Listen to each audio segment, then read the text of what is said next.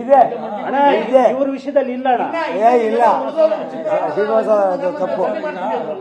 ಅದನ್ನ ಹೇಳಿ ನಾವ್ ಮಾಡ್ತೀವಣ್ಣ. ಅವ್ರಿಗೆ ಇಚ್ಛಾಶಕ್ತಿಯ ಕೊರತೆ ಇರ್ಬೋದು, ಬಟ್ ಮಾಡಿ ವಾಣಿಜ್ಯ ಮಂಡಳಿ ಒಂದು ಸ್ಟ್ಯಾಂಡ್ ತಗೊಂಡ್ರೆ ಯಾಕೆ ಬರಲ್ಲ? ಯಾರು ಚಿತ್ರರಂಗದವರು ತಗೊಂಡಿಲ್ಲ ಇವತ್ತು. ದಯವಿಟ್ಟು ಸರ್, ನನ್ನ ಮನವಿ ಇಷ್ಟೇ, ಸಿಎಂ ಅನ್ನು ಭೇಟಿ ಮಾಡಿ ನಿರ್ಧಾರನ ಪ್ರಕಟಿಸ್ಬಿಡಿ ಸರ್. ಇಲ್ಲ ಅಂತಂದ್ರೆ ನಾವು ಎಲ್ಲ ತಾಂತ್ರಿಕ ವರ್ಗ, ನಿರ್ಮಾಪಕರು, ನಿರ್ದೇಶಕರು, ಕಲಾವಿದರು ಎಲ್ಲರ ಮನೆ ಮುಂದೆ ಕೂಡ ಅಲ್ಲಿ 10,000 ಜನ ಸೇರೋ ಬದಲು ಡಿವೈಡ್ ಆಗ್ಬಿಟ್ಟು ಒಬ್ಬೊಬ್ಬರ ಮನೆ ಮುಂದೆ ಹೋಗಿ ಕೂತ್ಕೋತೀವಿ ಸರ್. ಇದು ನಮ್ಮ ನಿರ್ಧಾರ.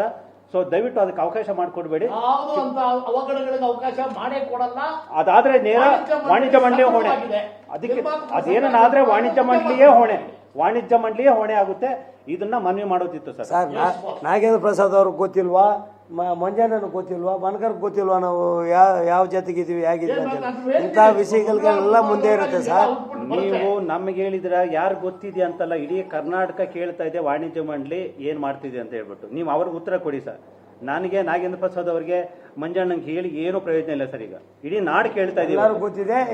ಲಕ್ಷ ಜನ ಕಾಮೆಂಟ್ ಮಾಡ್ತಿದ್ದಾರೆ. ಮಾಡೋಣ ಸರ್, ಅದಕ್ಕೆ ಅಲ್ಲಿಗೆ ಮುಗಿಸಿ ನಿಮ್ಮ ಮನವಿಯನ್ನ ಈಗ ಸಿಎಂ ಅವ್ರನ್ನ ಭೇಟಿ ಮಾಡಿ ಏನ್ ಮನವಿ ಮಾಡಿದ್ರಿ? ಯಾಕಂದ್ರೆ ನೀವು ಸಿಎಂ ಅವ್ರಿಗೆ ಲೆಟರ್ ಬರ್ದಿದ್ರಿ ಚೇಂಬರ್ ಇಂದ ಅಲ್ವಾ?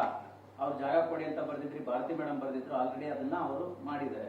ಸೊ ಈಗ ಏನ್ ಆಪ್ಷನ್ ಇದೆ ಸರ್? ಈಗ ಹಲವಾರು ಇವರು ಲೆಟರ್ಗಳು ಕೊಟ್ಟಿದ್ದಾರೆ ಸರ್. ಪುಣ್ಯ ಭೂಮಿ ಉಳಿಸ್ಕೋಬೇಕು, ಅಟ್ಲೀಸ್ಟ್ ಒಂದು 10 ಕುಂಟೆ ಯಾರು ಕೊಡಿ ಅಂತ ಇವರು ಎಲ್ಲ ಏನು ಇದು ಮಾಡ್ತಾರೆ. ಅದನ್ನೇ ಪ್ರಸ್ತಾಪವನ್ನು ಮಾಡ್ತೀವಿ ಸರ್.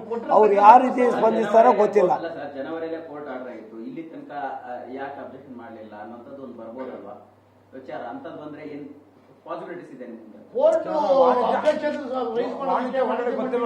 ವಾಣಿಜ್ಯ ಮಂಡಳಿ ಅಲ್ಲ, ಯಾರಿಗೂ ಗೊತ್ತಿಲ್ಲ. ಪಾರ್ಟಿ ಮಾಡಿದ್ದಿದ್ರೆ ಅಥವಾ ಅವ್ರಗಳನ್ನ ಪಾರ್ಟಿ ಮಾಡಿದ್ದಿದ್ರೆ ಅವ್ರು ಅದನ್ನ ಮಾಡ್ತಿದ್ರು.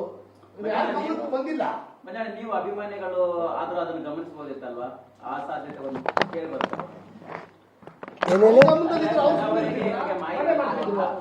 ಅಲ್ಲ, ಮಂಜಣ್ಣಂಗೆ ಗೊತ್ತಿದ್ರೆ ಮಂಜಣ್ಣ ಸುಮ್ಮನಿರ್ತಿದ್ರ, ಮನೆ ಮಾಡ್ತಿದ್ರು.